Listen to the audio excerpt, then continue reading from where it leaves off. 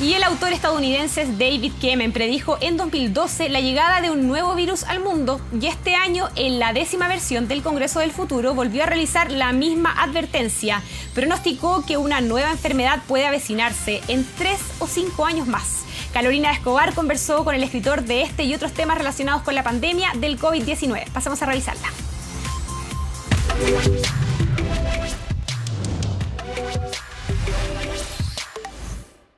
So, Mr. Quammen, thank you so much for your time. We really appreciate your minutes, knowing in the middle of the winter, Montana right now, that you can give us some time after being in Congreso Futuro. When you said the pandemic provides us with some certainties, could you elaborate? Because actually for most of us, it's just uncertainties that we have in front of us. Oh, yes. Well, I said this to Congreso Futuro. I had a whole list of them, and I don't have the list in front of me now. But there is a certainty that when we knew there was a certainty that a pandemic would come.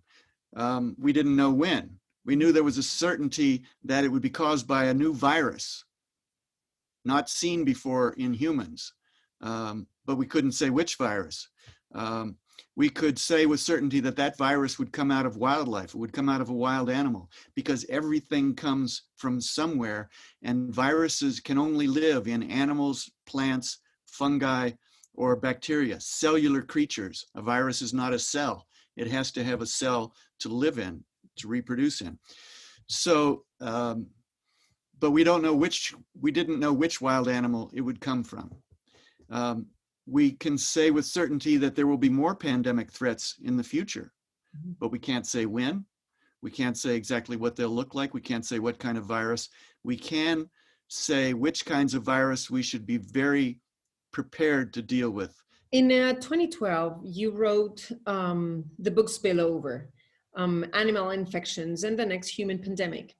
So you did foresee what was coming. And you describe 4 pillars that support these viruses, and that's contagious, outbreak, epidemic, and then pandemic. And I'm not asking you here to predict the future, but being in the pandemic part of it, do you see when this is going to end? Because I think that's the question that most of us are just asking ourselves every single day. Yes, it's what I'm asking myself too. So I can start traveling again to research a book on COVID-19. When is this one going to end? It's not possible to say. We don't even know yet whether this pandemic is going to get worse again before it gets better. There are places now where the case numbers are going down.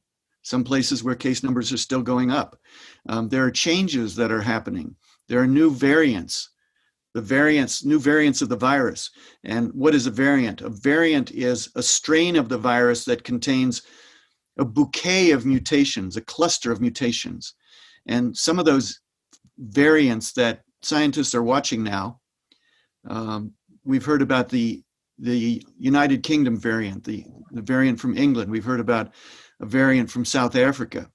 Each of those contains a number of mutations, some of which seem to make the virus more transmissible, not to make it more lethal, not to make it more fatal, but to make it more transmissible.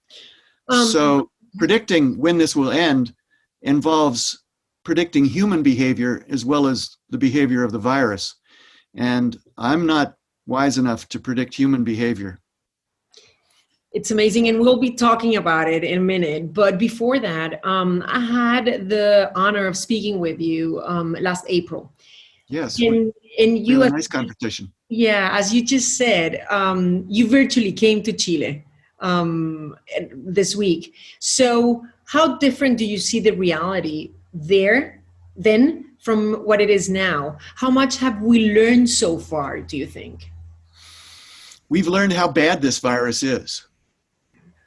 We've learned the cost of not being prepared, and we've learned it the hard way. We have learned that bad political leadership costs hundreds of thousands of lives. We've learned that it's very important for people to observe the behavioral precautions before they get the pharmaceutical solutions to this, the drugs and the vaccine. Social distancing, wearing masks. We've learned that wearing masks makes a big difference. We weren't sure of that back in April. Now we know wearing masks makes a huge difference. It doesn't just protect other people, it also protects yourself. It's very simple, very inconvenient, very annoying, and very important. This pandemic is over when we can declare it over. We can celebrate for 5 minutes, and then we need to start preparing for the next one. But we can't predict when the next one will come. Maybe it won't come for 5 years. We need to stay prepared. What do you think we could do differently this time? Because you kind of said something 8 years ago in 2012, but not necessarily was listened to. Now we've experienced it in the whole world. Now we should take measures. Which one should we take? We need 4 things. We need science. We need public health. We need good political leadership. And we need community buy-in, community cooperation. And in this case, we've had science. We've had very good science. The scientists, everything I could say about the coming pandemic back in 2012 were things that I had heard from smart scientists. They saw this coming. We have had good public health officials warning that we needed to be prepared. We need to spend money and spend effort on precautions. Didn't happen because we had bad political leadership. So what can we do better next time? Well, learn from this case, spend the money and spend the effort to be prepared. And that means continue to do the science, continue to make the public health preparations, increase our international cooperation for, in particular for surveillance, watching for the first signs of an outbreak that might become an epidemic, that might become a pandemic. We need international response, communication. We need capacity building so that there are biologists, molecular biologists, disease biologists being trained in all countries of the world. Well, and right with what you just said, do you think, after all you've seen around the world, because we tend to say, well, but you know what, not even in developed countries they've been able to manage this. What do we expect about smaller countries like us? But have you seen good responses, examples of how to, or efforts on how to educate, to raise awareness about this virus? Well, there have been some good cases with this COVID-19. The city-state of Singapore controlled the virus very well from the beginning and has continued to control it rather well. Why is that? Well, because Singapore is a very small place. It's relatively wealthy, relatively well educated. It has a strong government. It has an ethic of obedience in the public, an ethic of community participation in efforts. It doesn't have the cowboy mentality, the rugged individual spirit that the United States has. And therefore, it has been much better able to deal with this. Also, it had the warning of SARS-1, the original SARS outbreak from 2003, which hit Singapore and scared the death out of Singapore. They remembered that. The US did not take that warning. The scientists and the public health people took that warning, but the political leadership did not. What's the base for you in communication-wise? And I'm talking here, you as a journalist, we try to give a message to the people, to the population. If you base that in fear, I don't know how far you get. If you just mention trust or obedience or ability, what do you think is the base in order to try to get the message to each and one of the citizens and the people so that they would obey and just take the message? And actually to maybe impress them, because nowadays we have 100 people that just died in the last 24 hours. Right. You know, it's not, Carolina, it's not information. It's not fear. It's storytelling. For me, as a journalist and as an author, it's storytelling. When I wrote Spillover, it was filled with scientific information. It was filled with warnings about terrible things that could happen. But I also tried to make it filled with storytelling, with detective stories, with mystery stories. A new virus appears, it's dangerous, it kills people. Scientists go into the forest in the Congo, or they go into the forest in Australia, and they solve the mystery of where this virus came from and how it spilled from a wild animal into a humans. These are riveting, I believe, riveting detective stories about what scientists do to help us be educated and prepared to deal with these pandemic threats. You talked about the varieties, the mutation of this virus. We knew that this could happen. The